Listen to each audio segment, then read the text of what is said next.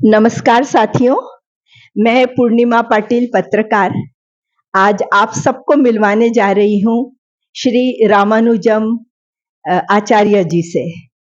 एक तरह से मैं तो उनको कहूँगी कि वो समाज सेवी आचार्य जी, मैं तो इस नाम से ही उन्हें बोलना चाहूँगी। जैसे-जैसे हम उनसे बातचीत करेंगे, उनके बारे में जानेंगे, तो हमें पता चलेगा कि वो कितना डिवोटेडली, कितना समर्पित भाव से समाज के लिए कार्य कर रहे हैं। जब मैं उनकी ये बात कर रही हूँ तो पहले मैं रविन्द्रनाथ टैगोर की एक छोटी-सी बात बताना चाहूँगी कि रविन्द्रनाथ टैगोर की एक कविता है जिसका छोटा-सा अंश मैं आप लोगों के सामने रखना चाहूँगी। रविन्द्रनाथ टैगोर ने कहा है कि मैं सोया था, मैंने सपना देखा।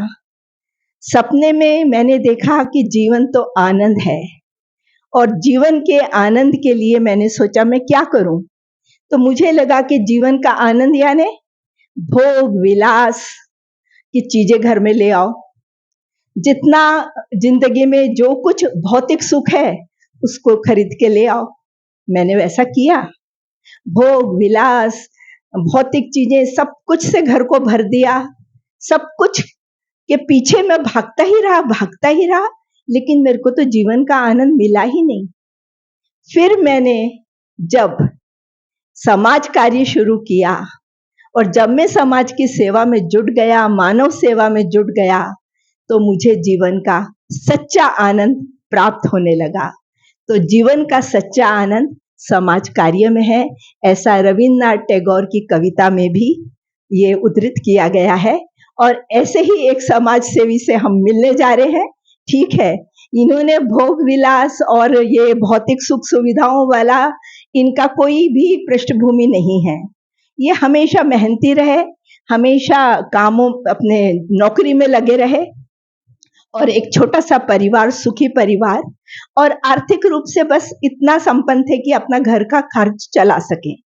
इनकी 2 बेटियां हैं जो बाहर विदेश चली गई हैं, शादी हो गई है और इनकी पत्नी थी इनके साथ। और उसके आगे सब क्या हुआ वो तो हम धीरे-धीरे इनसे जान ही लेंगे। लेकिन शुरुआत तो मैं ये करना चाहूँगी कि जो समाज कार्य से ये अभी जुड़े हैं, पहले हम उसके बारे में बात करेंगे। तो मैं आचार्य जी आपको नमस्कार करती हूँ, बहुत-बहुत नमस्कार। और श्रोताओं तो चलिए अब हम शुरू करते हैं कि आचार्य जी आप हमें ये बताइए कि जैसा मुझे पता चला है कि आप कैंसर के कार्यों में बहुत एकदम मतलब सुबह से शाम तक लगे रहते हैं। तो ये कौन-सा कार्य है, कहाँ कर रहे हैं? थोड़ा-सा इस बारे में हमें जानकारी दीजिए। मैं स्नेहांचल पैलिएटिव केयर, ये terminal care cancer care patient के लिए है। इधर उनको जो फाइनल स्टेजेस में रहते हैं उनके लिए वो ट्रीटमेंट फ्री ऑफ कॉस्ट किया जाता है। उनका ड्रेसिंग और pain management plus spiritual counselling और सोशल काउंसलिंग वो लोग करते हैं। उसमें मैं स्पिरिचुअल काउंसलिंग में करता हूँ अगले पहले 2 साल से। तो अभी भी मैं उधर ही जुड़ा हूँ क्योंकि उसमें बहुत अपनों को मन शांति मिलती है। हम लोग जिसको उनको वो उलझे वो है, उनको समझ में नहीं आ रहा, उनका पति कैंसर से पीड़ित है, तो उनको वो सब फैमिली उनका डिस्टर्ब्ड है, उनको लिए ऊपर लाना यही बहुत ही बड़ा कार्य है। उसमें मैं उलझा हूँ शायद। जी, जी। उसमें ये लगे हुए हैं, ये उलझे हुए नहीं, उसमें लगे हुए हैं क्योंकि आचार्य जी मराठी ज़्यादा बोलते हैं, परंतु मैंने उनसे हिंदी में बोलने के लिए कहा है। तो वो पूरी तरह से व्यस्त हैं अपने कैंसर के काउंसलिंग में, क्योंकि उनका कहना है कि इतने ज़्यादा लोग हैं जो अनभिज्ञ हैं कि किस तरह से माउथ कैंसर, जो मुँह का कैंसर होता है और उसका असली कल्प्रिट कौन है, अपराधी कौन है, मतलब वो कैंसर होने के लिए थोड़ा-सा उस बारे में हमको खुद आचार्य जी बताएँगे। इधर स्नेहांचल में 100 में से 90 जन लोग सब खरा खा के तंबाकू खा के उनका कैंसर हुआ है और उसका इलाज नहीं होता है, उसमें पूरा हील नहीं होता है वो। तो उसके लिए उसको ड्रेसिंग करना पड़ता है, उनके मेडिसिन देना पड़ता है और उसमें काउंसलिंग में करना है। मैं बहुत कोशिश करता हूँ समाज में भी ये खरा कैंसर को उनको डिस्करेज करने के लिए। उसके लिए मैं उनको वो क्या बोलते हैं, उनको साइड इफेक्ट्स होता है जब भी छोड़ता है, उसके लिए वो मैं मदद फ्री ऑफ कॉस्ट भी करता हूँ। उनको कुछ पैसा नहीं लेता किसी के पास से, क्योंकि एक को मैं बचाएगा तो 5 जन फैमिली बच जाता है। इसके इसमें बहुत ही इसमें काम में व्यस्त हूँ। जी, आचार्य जी का जो जीवन है ना, यदि हम सुबह से शाम तक देखते हैं, सुबह सुबह वो अपना जो भी दिनचर्या का जो शुरुआत करते हैं, तो कुछ बहुत अच्छे से वो घूम घूम लेते हैं, वॉक कर लेते हैं, थोड़ी सी कुछ एक्सरसाइज कर लेते हैं। लेकिन ये सब के पहले एकदम जिसको बोलते हैं ना ब्रह्म मुहूर्त, ऐसे वक्त पर वो जब उठते हैं और तब वो मेडिटेशन वगैरह के बारे में हमसे पूछेंगे, उसमें लग जाते हैं। और वो सारी चीजें होते होते जैसे ही कुछ 9:30-10 बजने को आते हैं कि आचार्य जी एक झोला लेकर निकल पड़ते हैं अपने मिशन पर, और फिर पूरे समय यानी शाम को 6:30 वगैरह बजे तक ये सेवा कार्य में लगने के बाद वापस घर लौटते हैं। तो इनका मतलब यहाँ तो कैंसर के रोगियों को काउंसलिंग, कैंसर के जो परिवार के लोग हैं उनकी काउंसलिंग, और उसके साथ ये देखते हैं कि ये कैंसर के पेशेंट तो दिन पर दिन खर्रा खा के उनके मुंह के कैंसर बढ़ते ही जा रहे हैं, मतलब कैंसर के पेशेंट की संख्या बढ़ रही है। और इसके पीछे जो खास अपराधी है वो है खर्रा, और जहां देखो तो वहां रोड में लोग खर्रा बेचते हुए दिखते हैं। तो आचार्य जी उन लोगों के लिए क्या करते हैं, रिक्शे वाले, ऑटो वाले, जिनको पता नहीं है कि ये हम खर्रा खा रहे हैं और इसका क्या नुकसान हमारे शरीर को होने वाला है, तो थोड़ा सा वो इस बारे में भी हम आचार्य जी से पूछते हैं। मैं जब भी रिक्शा में से जाता हूँ तभी मैं देखता हूँ कि ड्राइवर लोग सब खरा खाते हैं, उनको मालूम नहीं उसका असर क्या हो रहा है। तो उनको जानकारी देता हूँ कि मैं स्नेहांचल में काम कर रहा हूँ, उधर क्या असर होता है, उनका लाइफ पूरा नहीं, पूरा फैमिली उसका बर्बाद हो जाता है। तो एक का कारण पूरा फैमिली बर्बाद होता है, इसलिए मैं उनको ध्यान देता हूँ, उनको बताता हूँ मैं खुद भी पैसा नहीं लूंगा, आपका साइड इफेक्ट होएगा उसके लिए मैं प्रॉपर इलाज दूंगा और आपको इसमें से निकालने के लिए मैं मदद करूंगा।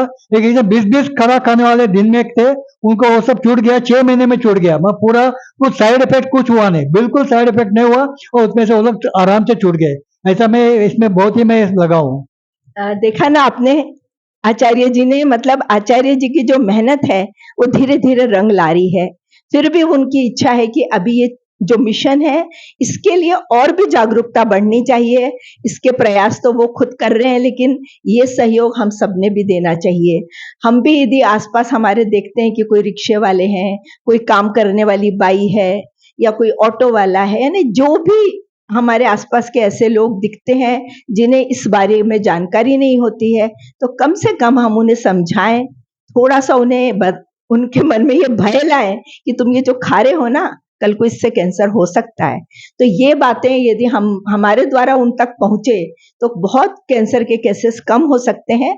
और अपनी तरफ से आचार्य जी तो बिल्कुल, मतलब जब जाते हैं, जाते जाते कहीं ऑटो स्टैंड में रुक जाते हैं, ऑटो वालों से बात करते हैं, उन्हें समझाते हैं, कहीं रिक्शा स्टैंड में रुक जाते हैं, रिक्शे वालों को समझाते हैं, चलते चलते उन्हें कुछ ऐसे लोग दिख गए, खर्रा बेचने वाले भी दिख गए, तो उनको भी समझाते हैं, भैया कुछ और धंधा करो, कुछ और काम करो, तुम ये ऐसी चीजें जो मौत जो लेकर आने वाली है लोगों को, ऐसी चीजों को मत बेचो, ये सही नहीं कर रहे हो, भगवान से डरो।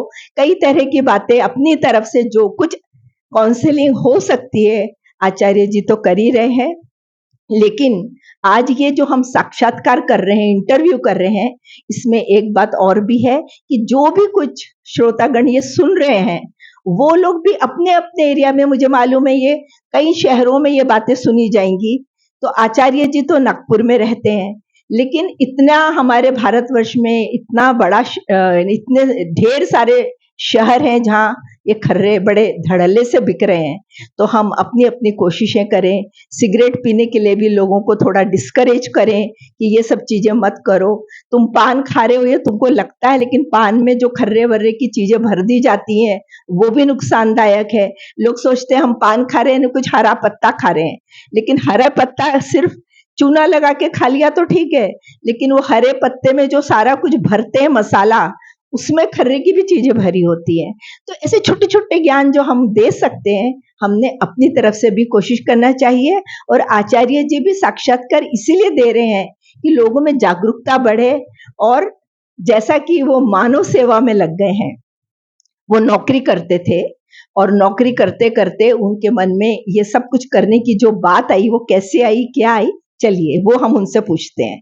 और मैं कहना चाहता हूँ, मेरा नंबर आपको बताया जाएगा, वो नंबर पे वो जो कुछ इंटरेस्ट है, उनको छुड़ाने का इंटरेस्ट है, उनको मेरा नंबर दे दीजिए, मैं उनको एब्सोल्युटली फ्री ऑफ कॉस्ट में उनका सेवा करता हूँ। तो आप बिल्कुल बोल सकते हैं। बिल्कुल आचार्य जी, अभी हम अपना जब साक्षात्कार हो जाएगा तो मैं आपसे नंबर अपने श्रोताओं तक पहुंचाऊंगी, जिससे कि यदि किसी को कोई काउंसलिंग की समस्या आ रही है या किसी भी तरह कैंसर पेशेंट को लेके समस्या आ रही है, कई बार मानसिक रूप से भी पेशेंट बहुत तकलीफ में रहता है, परिवार वाले भी मानसिक रूप से परेशान हो जाते हैं, तो ऐसे वक्त पर जो नंबर आपको दिया जाएगा उस पर यदि कांटेक्ट करेंगे तो फ्री ऑफ कॉस्ट, मतलब फोकट में, फ्री में दवा देने का आचार्य जी आपको पूरी तरह से मदद करेंगे और काउंसलिंग भी आपको देंगे। यदि आप यहाँ तक नहीं पहुंच रहे हैं तो फोन पर बात करके भी वो बहुत सी बातें आपको बता सकते हैं। मेडिसिन इलायची देना पड़ता है, वो इलायची उनको साइड इफेक्ट्स नहीं होता है, उसके लिए मैं इलायची भी दे रहा हूँ, फ्री ऑफ कॉस्ट देता हूँ। अच्छा, तो आचार्य जी का बोलना है कि वो एक इलायची देते हैं जो कि फ्री ऑफ कॉस्ट देते हैं और उससे धीरे धीरे वो चबाते रहते हैं, तो खर्रा खाने की जो एक तलब उठती है कि नहीं अब तो मेरे को खर्रा खाना ही पड़ेगा, मेरा को अच्छा नहीं लग रहा है, तो लोग झट से मुंह में खर्रा लेके काम पे लग जाते हैं। ऐसे वक्त पे यदि वो इलायची को मुंह में रख के चबाते रहेंगे तो खर्रे की जगह वो इलायची लेने लगेगी और इलायची आपको फायदा करेगी और वो अपने आचार्य जी आप तक जरूर पहुंचा देंगे। वो स्पेशल इलायची है, ये नॉर्मल इलायची नहीं है, वो स्पेशल डिवाइनाइज्ड इलायची है, इसलिए उसका साइड इफेक्ट उनको समझता नहीं है। अच्छा अच्छा, तो उसमें साइड इफेक्ट कुछ भी नहीं रहेगा और वो आपकी इस तलब को मिटा सकती है और उसको आप कभी भी जो नंबर दिया जाएगा उस पर कांटेक्ट करिए।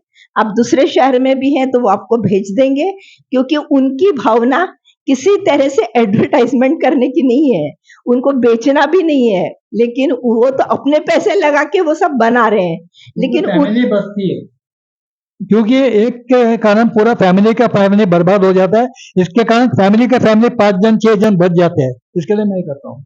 हाँ, तो आचार्य जी के असल में हम जब उनको समझने लगते हैं तो हमें पता चलता है कि वो तो इतने निस्वार्थ भाव से सब कार्य कर रहे हैं कि उनको कोई परवाह नहीं है कि मेरे पास क्या है क्या नहीं है, मेरे को ये सुख सुविधा में रहना है तो मेरे को पैसे बचाना है, बल्कि वो तो अपनी कुछ सुख सुविधाओं को छोड़ने के पैसे बचाते हैं समाज कार्य में लगाने के लिए।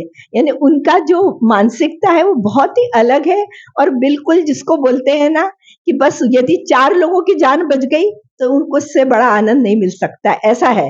वो बोलते हैं कि जो आदमी को मैं बचाऊंगा वो तो ठीक है, पर उसके परिवार के जो 5 लोगों की जो मुश्किलें हल हो जाएंगी, तो समझो 5 लोग बच गए कैंसर के प्रॉब्लम से, ऐसा वो मान के चलते हैं। एक आदमी को बचाना है पर उसके परिवार भी साथ में बच जाता है।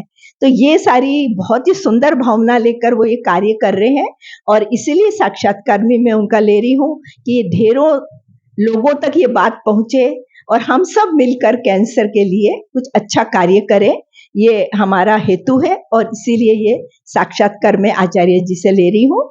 तो मैं अभी आचार्य जी से पूछना चाहूंगी कि आचार्य जी, आपके जीवन में मैंने देखा है कि आप बहुत ही यानी वेगन भोजन खाते हैं और बहुत ही सादगी से रहते हैं, तो ये वेगन खाना और फिर वो जो मेडिटेशन है, तो एक एक करके बताइए। पहले तो आप मुझे मेडिटेशन के बारे में बताइए कि बिल्कुल सुबह ब्रह्म मुहूर्त में उठकर आप घंटों मेडिटेशन करते हैं, तो उसका क्या उद्देश्य है और उसका क्या परिणाम होता है? जब ये मेडिटेशन हम लोग करते हैं, पहला आपका डिजायर को almost you have to make it नील।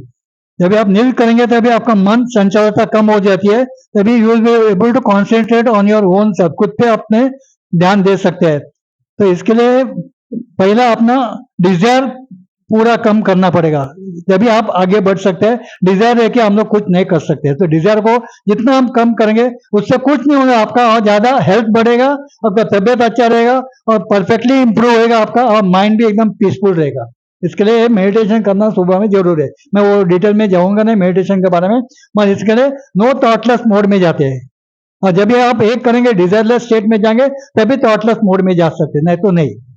तो आचार्य जी का जो बोलना है कि जो मेडिटेशन जो किया जाता है उससे हमारी जो डिजायर है, जो हमारी इच्छा है, जो हमारी एक किसी के प्रति भी एक इच्छा रहती कि ये हो जाए, वो मिल जाए, ये मिल जाए, हमेशा कुछ लेने की जो इच्छाएं रहती है। और हमको लगता है, और यही बात तो मैं रविन्द्रनाथ टैगोर की बात मैंने जो पहले ही बताई थी कि रविन्द्रनाथ टैगोर ने भी यही तो कहा था ना कि पहले मुझे लगा कि आनंद उसमें यानी इच्छाएं, ये ले लो, वो ले लो, दुनिया की भौतिक सुख सुविधाओं को मैंने ले लिया, फिर भी मेरे को वो आनंद ही जीवन में मिला। लेकिन जब मैं सेवा कार्य में लगा तो मुझे आनंद मिला।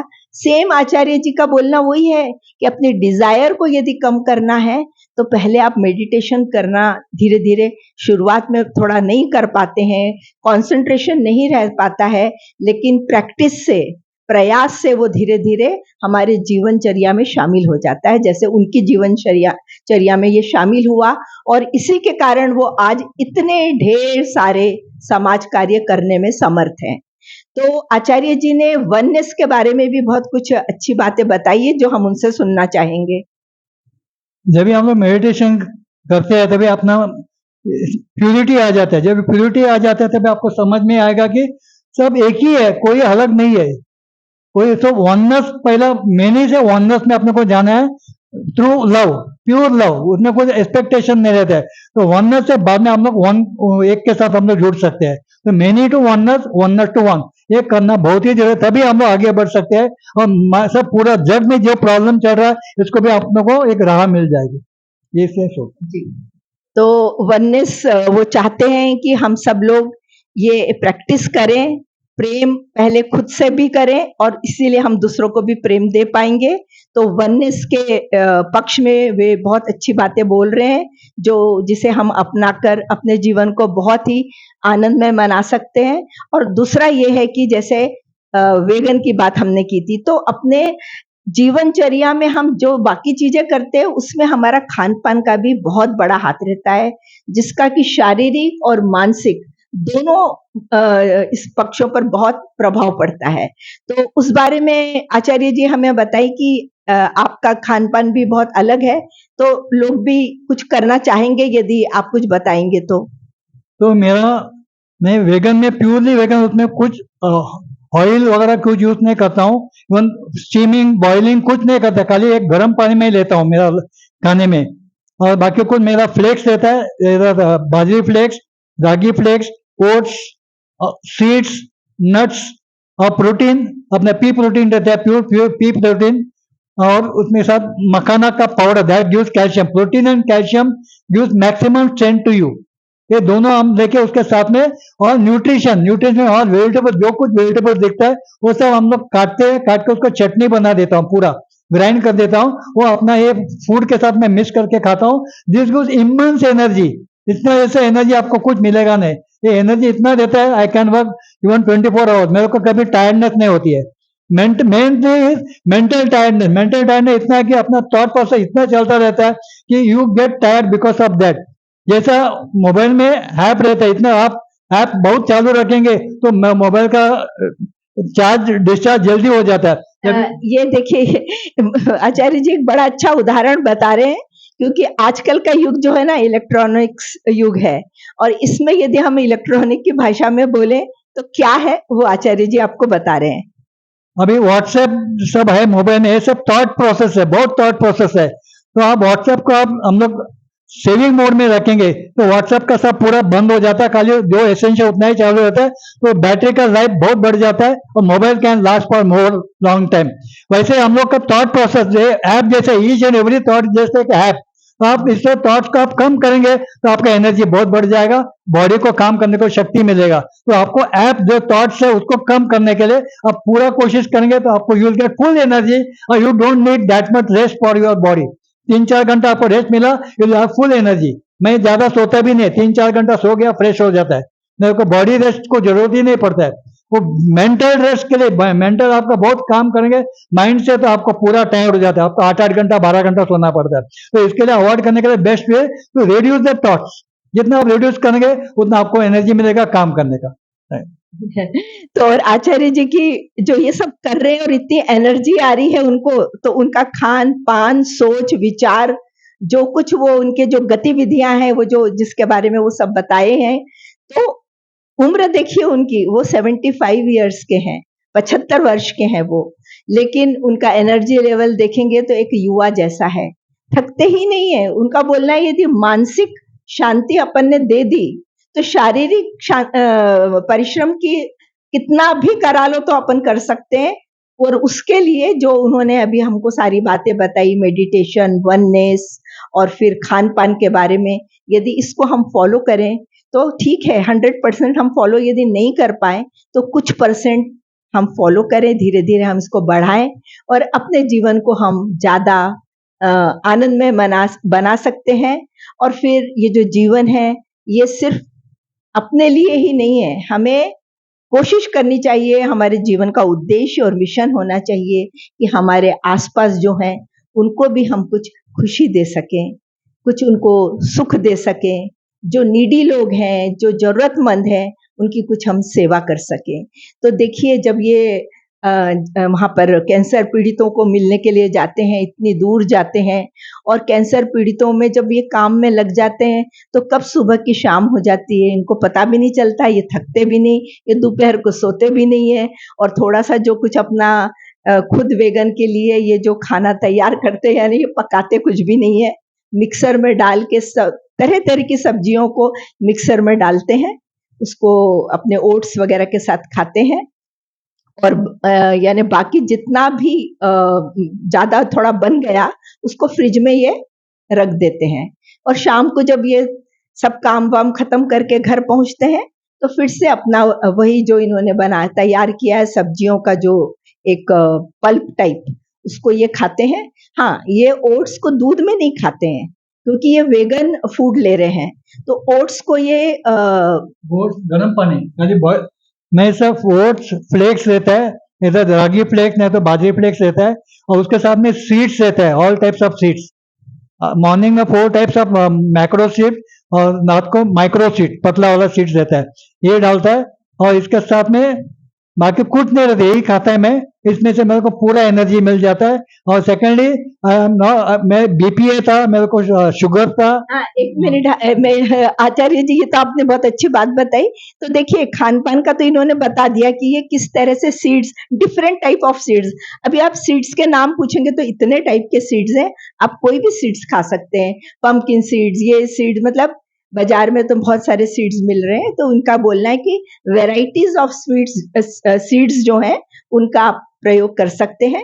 पर इसके साथ जो अभी आचार्य जी बोलने जा रहे थे वो ये था कि वो शुरू से ही इतने स्वस्थ नहीं थे, उनको काफी सारी मतलब बीमारियों से गुजरे हैं, लेकिन उन बीमारियों पे उन्होंने कैसे विजय प्राप्त की, तो इस तरह का फूड खा के, इस तरह का भोजन लेके, इस तरह की दिनचर्या अपनाकर, मेडिटेशन करके और निस्वार्थ भाव से सेवा जब ये करते हैं तो मन और मस्तिष्क दोनों इनका इतना क्लियर हो जाता है, इतना पवित्र हो जाता है कि बीमारियां तो दूर भाग जाती है, तो भी इनको एक भी दवा नहीं लेनी पड़ती है। चलिए उनसे ही सुनते हैं उनको क्या था और क्या हुआ।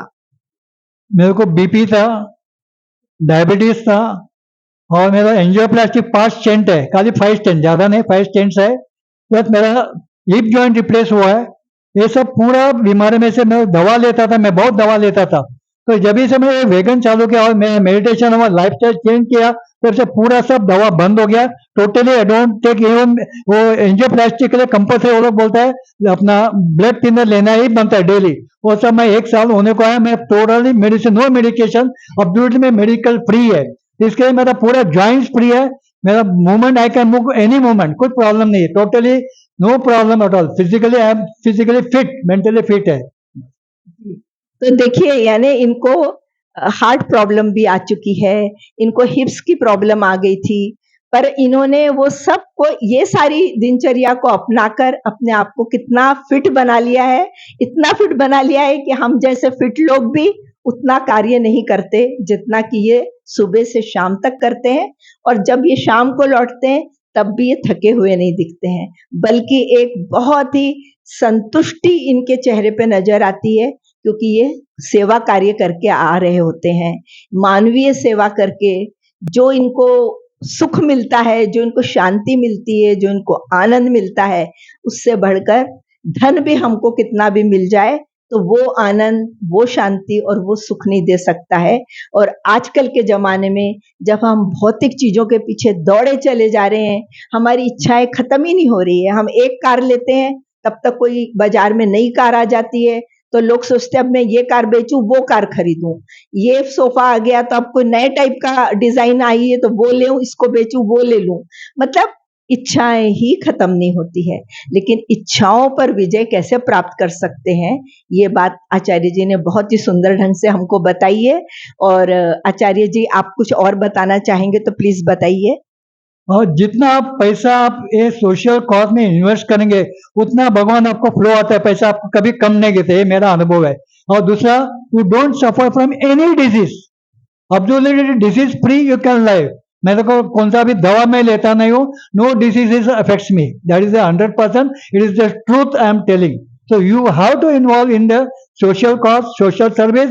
That will take you up. That will give you lot of peace of mind and bliss. बाकी कौन सा भी चीज से वर्ल्डली एंजॉयमेंट से आपको पीस मिलने वाला नहीं है। यू सफर मैक्सिमम, बिकॉज जो वर्ल्डली एंजॉयमेंट आप करते हैं उसमें फुल ऑफ रिएक्शन, आप खुद को अलग समझते दूसरे से, जब उसमें फुल ऑफ रिएक्शन होता है, वो बॉडी पे असर होता है। जब ये बॉडी पे असर होता है, आपको सब दवा लेना पड़ता है। मैं कुछ सोचते ही नहीं, मैं सबके लिए अच्छा, खुद से मैं अलग नहीं समझता सबसे, इसलिए मेरा मन हमेशा शांति रहता है।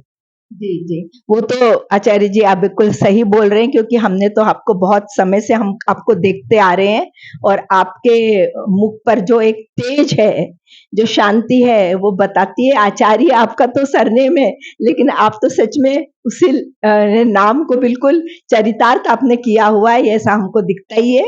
और एक बात और बता दूं कि आचार्य जी जो चप्पल पहनते हैं, जूते पहनते हैं, जो खास बनवाए हुए उन्होंने, तो उनको जब हिप का प्रॉब्लम आया था, फ्रैक्चर हो गया था, तो तब उनकी जब हड्डी जुड़ी तो कुछ एक बड़ी हो गई, एक छोटी हो गई, और उसकी वजह से उनका पैर एक छोटा बड़ा हुआ। तो वो एक मोटी चप्पल, मतलब ज्यादा हिल वाली एक चप्पल पहनते हैं और एक थोड़ी कम वाली, जिससे कि बैलेंस हो। मतलब जब वो चलते हैं तो थोड़ा सा चलने में जो उनका एक दिखता है कि उनके पैर में उन्होंने कुछ प्रॉब्लम आई है। लेकिन मैं तो आश्चर्य करती हूँ कि हम जैसे लोग जो बिल्कुल अच्छे से चल सकते हैं, दौड़ सकते हैं, फिर भी हम उतनी दौड़ भाग करके मानव सेवा के बारे में नहीं सोचते। लेकिन वो तो अपनी इन सारी चीजों को तो बिल्कुल भुला बैठे हैं। ये तो मैं उनसे पूछ रही हूँ, इसलिए वो बता रहे हैं। अदरवाइज शारीरिक क्या है उनकी तकलीफें, वो तो उनको है ही नहीं बोल रहे हैं, क्योंकि वो बोल रहे हैं हाँ थोड़ा छोटा बड़ा है तो मैंने चप्पल वैसी बनवा ली, मैं तो बस अभी चल के चला ही जाता हूँ, मुझे कुछ प्रॉब्लम नहीं है। थोड़ा आजकल तो सब कुछ मिल जाता है, थोड़ा हील वाली और एक थोड़ी कम हील वाली है तो चलना भी हो जाता है। मतलब हर चीज पे विजय प्राप्त कर ली है। जैसे ब्लड थिनर डालेंगे तो वो मतलब ब्लड को थिन करने के लिए ये दवा लेना, फिर हार्ट के लिए वो दवा लो, फिर डायबिटीज के लिए ये दवा लो, यानी दवाएं ही दवाएं, ब्लड प्रेशर के लिए वो दवा लो, यानी 4-4, 5-5 दवाएं तुमको दिन भर में खाते बैठनी पड़ती है, और ये खत्म नहीं होती, इसके डोज बढ़ते जाते हैं। मतलब और उसके साइड इफेक्ट होते हैं तो और एक दवा जुड़ जाती है। तो जो आचार्य जी है, उन्होंने खुद अपने आप का मंथन किया, आत्म मंथन किया, और अपने आप को उन्होंने खोजा, ढूंढा, अपने अंदर गए वो, और उन्होंने अपने आत्मा से जो एक संवाद साधा, और उसके द्वारा उनको जो आवाज आई, और उसके बल पर वो जो सब कुछ कर रहे हैं कि सारी दवाएं बंद है। डॉक्टर को कंसल्ट नहीं किया मैं और छोड़ने के लिए, डॉक्टर को किसी को कंसल्ट नहीं किया मैं सब दवा छोड़ने के लिए, मैं छोड़ दिया मैं। हाँ, तो मैं जैसे बता रही हूँ कि इनके आत्मा से जो संवाद हुआ, और उनको जो एक आवाज आई कि तुम खुद को देखो और खुद ऐसे कार्य करो कि तुम अपने सारे दुख, अपने शारीरिक जो व्याधियां हैं उसको भूल जाओगे। और यही उन्होंने किया। वो डॉक्टर के पास जाना था, कंसल्ट करना था, डॉक्टर और कुछ दवा बदल के देता, ये देता, बढ़ा के देता, जो भी कुछ हो सकता था, लेकिन उन्होंने वो सारी चीजों को ध्यान न देते हुए खुद पर ऐसा ध्यान दिया कि दवाएं ही छूट गई, और आज वो इतने इतने ज्यादा शांत, और जो आजकल के जमाने में ना किसी के चेहरे पे ऐसी शांति नहीं दिखती है, लोग बड़े तनाव में रहते हैं। किसी से मिलने जाओ तो वो चार अपनी उलझने, चार अपनी समस्याओं की ही बात करते हैं, ऐसा है वैसा है, ये नहीं हो रहा वो नहीं हो रहा, पता नहीं क्या क्या।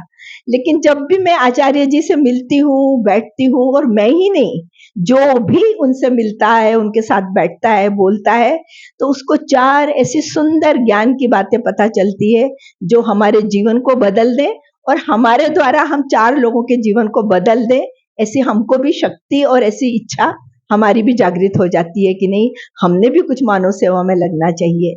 तो यही एक यानी खुशी जो बांटना जिसको बोलते हैं, खुश रहना और खुशी बांटना, ये कार्य आचार्य जी बहुत ही सुंदर तरीके से कर रहे हैं।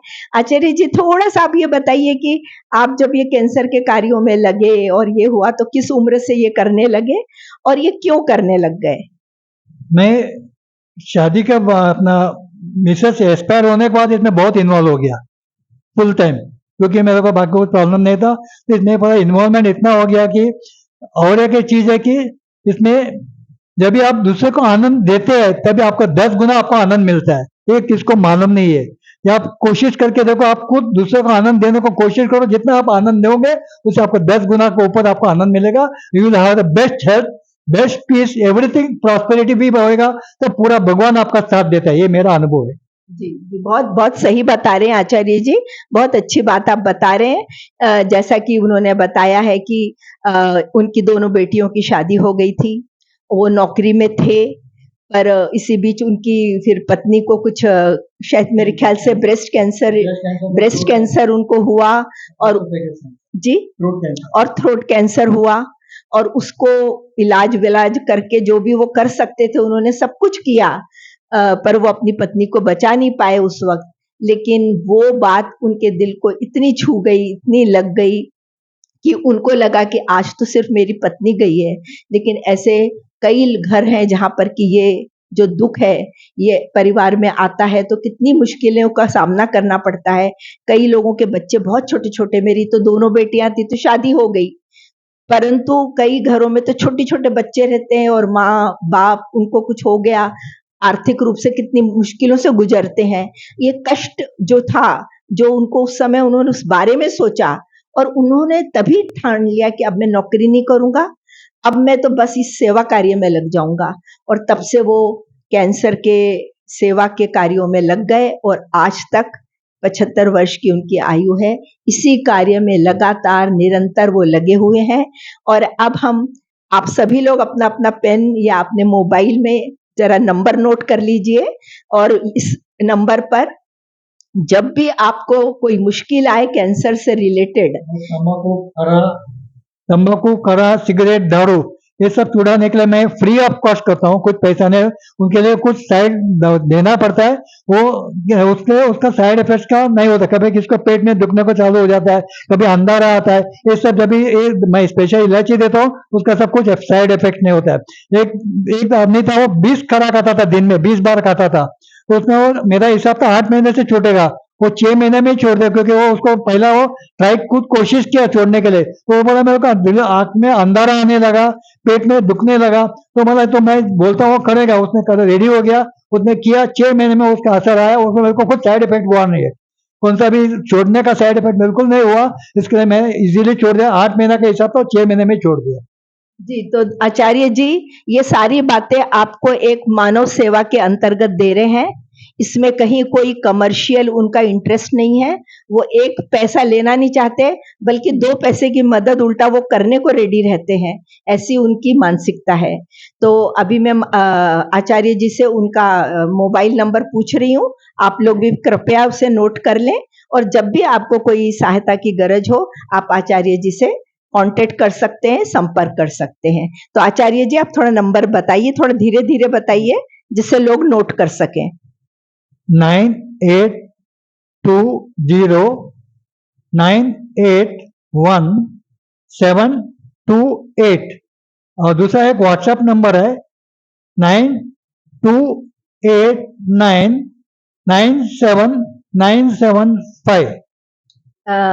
आचार्य जी, हाँ आचार्य जी, एक बार हम फिर से रिपीट करवाना चाहेंगे नंबर, तो आप फिर से आपका मोबाइल नंबर और व्हाट्सएप नंबर एक बार फिर से कृपया बताइए। 9820981728 और व्हाट्सएप नंबर 9284997975। तो आपने नोट कर लिया होगा उनका नंबर। और आचार्य जी का एक कार्य जो वो करते रहते हैं, वो शायद मेरे को लगता है आचार्य जी बता ही नहीं पाए। आचार्य जी हमेशा क्या करते हैं, जहां भी रहते हैं कुछ लोगों को बताते, किसी को कंपल्शन नहीं करते हैं, लेकिन सजेस्ट करते हैं कि यदि कैंसर के रोगियों के लिए जो पट्टियां रहती है वो बनाने के काम क्या है, थोड़ा सा आचार्य जी वो आप बता दीजिए। वो स्नेहांचल में बैंडेजेस लगती है, 4 प्रकार के बैंडेजेस लगती है और ये प्रकार बैंडेजेस कोई भी घर में कर सकता है। वो अपना अपना इधर भी हमने चालू किया, वो लोग खुद ही बना के, क्योंकि बहुत ही जरूरत पड़ता है ये उधर ट्रीटमेंट के लिए, क्योंकि it is free of cost है उधर, तो पैसा ये अपने को बहुत सहायक हो जाएगा। मैं आपको गाइड करने को तैयार हूँ, जिसको चाहिए वो घर में बैठ के कर सकता है, वो स्नेहांचल में पहुंचा जाएगा, अब वो उसके लिए बहुत ही यूजफुल हो जाएगा। नागपुर में एक स्नेहांचल जो है एक संस्था, जहां पर कैंसर रोगियों के इलाज होते हैं और कैंसर रोगी वहां पर एडमिट होते रहते हैं, तो उन जिनकी की सेवा के लिए आचार्य जी जाते हैं। तो वहां पर क्या होता है कि कई बार बहुत जो घाव हो जाते हैं, तो उसके लिए ना उस पर बार बार पट्टी बदलनी, लगाना, बदलना, ये बहुत करना पड़ता है। बहुत सारी कॉटन की पट्टियों की गरज पड़ती है। तो कई लोग सेवा भाव से वो कॉटन की पट्टियां बनाते हैं और आचार्य जी को देते हैं। आचार्य जी एक थैली में भर के पूरा स्नेहांचल में जाके दे देते हैं। तो ये कार्य यदि जैसे यहाँ पे जैसे आचार्य जी अपने आसपास के लोगों को बिठा के बताते हैं, वो लोग बनाते हैं और वो आचार्य जी बीच बीच में आके थैली में रख के उनको जाके स्नानचल में देकर आ जाते हैं। तो ऐसा आप लोग अपने घर में बैठ के, यदि आपकी इच्छा हो रही है कि भाई कैंसर के रोगियों के लिए हम भी कुछ सहायता करें, तो मतलब कहने का अर्थ है कि बस एक मानव सेवा के भाव से यदि आप चाहें और घर में बैठ के रोज 5-5, 10-10 भी बनाएंगे तो महीने में कुछ तो बन जाएंगी। और कोई भी आपके आसपास के जो अस्पताल है जहां पर की इसकी जरूरत पड़ती है, उनको आप सेवा भाव से देकर आ जाइए। आपके मन में इतनी शांति और इतना अच्छा आपको लगेगा कि आज आपने कुछ मानव सेवा के लिए एक छोटी सा सहयोग अपना भी दिया है। क्योंकि ये जरूरी नहीं कि हम हर समय समाज सेवा के लिए आर्थिक सहयोग दें, जो दे सकते हैं वो देते हैं, पर हर कोई, जैसे अभी आचार्य जी है, वो आर्थिक सहयोग से ज्यादा अपना सेवा कार्य देकर सहयोग देते हैं। परंतु उनका जो थोड़ा सा जो आर्थिक वो कर सकते हैं, मतलब खुद का खर्चा कम कर देते हैं। जैसे वो कोई अच्छी चीज लेना है तो वो थोड़ी कम कीमत में लेंगे, वो पैसा बचाएंगे और वो समाज कार्य में लगा देंगे। इस तरह की भावना से वो अपना छोटा मोटा आर्थिक सेवा भी कर देते हैं रोगियों की। लेकिन मैं जैसे आप लोगों को बताना चाहती हूँ, आचार्य जी के थ्रू बता रही हूँ कि हम लोग अपने अपने घर में बैठ के ऐसी कुछ पट्टियां बनाएं और फिर वो किसी भी आसपास के अस्पताल को देख के आ जाएं, तो शायद बहुत बड़ी सेवा कार्य अपनी तरफ से हो जाएगा। पर ये पट्टियां कैसे बनाते हैं, थोड़ा सा बता दीजिए। इसमें 4 प्रकार का बैंडेज रहता है। एक कॉटन का है, दूसरा गेज, कॉटन गेज और कॉटन का सैंडविच बना के बनाते हैं, और तीसरा रहता है रोल, कॉटन का गेज रोल रहता है, वो एक्चुअली बाउंड करने के लिए, पूरा वाइंड अप करने के लिए लगता है। और तीसरा कॉटन बॉल्स, वो साफ ये जो हीला नहीं होता है उसको हीला साफ करने के लिए वो लगता है। ये ऐसा 4 प्रकार का रहता है। एक 4 प्रकार का आप घर में बैठ के बना सकते हैं। इसमें बड़ा सेवा हो जाएगा और भगवान का अनुग्रह मिलता है। ये अनुग्रह आपको इमेजिन नहीं कर सकेंगे। जैसे द्रौपदी ने इतना साड़ी फाड़ के दिया, उसका कितना किलोमीटर साड़ी है, अनुग्रह का ऐसा रहता है। अब कुछ भी एक्सपेक्टेशन बिना आप करेंगे, उसका अनुग्रह बहुत ही हजारों पट रहता है। You will be taken care in times of your emergency. ये मैं बहुत अनुभव किया है। जी, तो आचार्य जी आपने बहुत अच्छी बात बताई। हमें पूरी आशा है कि हम सब कुछ न कुछ ऐसे कार्यों में लगेंगे। आपको बहुत बहुत धन्यवाद आचार्य जी, आपने अपना समय दिया और हमें बहुत अच्छे अच्छे सुझाव दिए और मानव सेवा के पक्ष में जो आपने बातें रखी और जो कही, और जो स्वास्थ्य को लेकर भी आपने इतनी अच्छी बातें बताई, न शारीरिक स्वास्थ्य बल्कि मानसिक स्वास्थ्य को लेकर भी आपने बहुत अच्छी बातें बताई। इसके लिए आपका बहुत बहुत धन्यवाद। और श्रोताओं, आप सबका भी बहुत बहुत धन्यवाद।